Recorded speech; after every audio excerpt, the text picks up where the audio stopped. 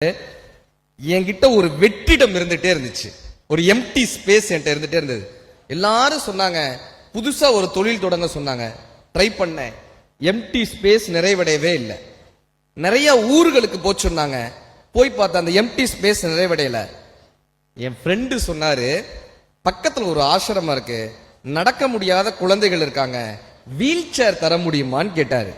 அதனால என்ன நம்ம ட்ரஸ்ட்ல இருந்து கொடுக்கலான்னு சொன்னேன். நீயே உன் கையால கொடுக்கணும்னாரு. நான் போய் அந்த வீல் சேர் எல்லாருக்கும் கொடுத்தேன். அந்த ட்ரஸ்ட்ல 400 குழந்தைகள் இருந்தாங்க.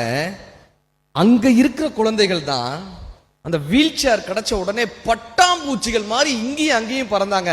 அதுல ஒரு குழந்தை என் பேண்ட்டை பிடிச்சு இழுத்தா. என்னன்னு கேட்டேன். அங்கிள் அங்கிள் என் முகத்தை ஒரு 5 நிமிஷம் பாருங்களேன். 5 நிமிஷம் என் முகத்தை பாருங்களேன். ஏமா பாருங்களேன்.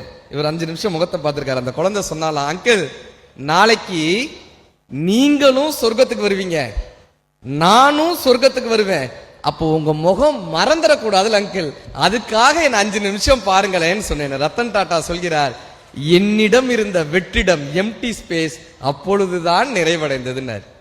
பணத்தின்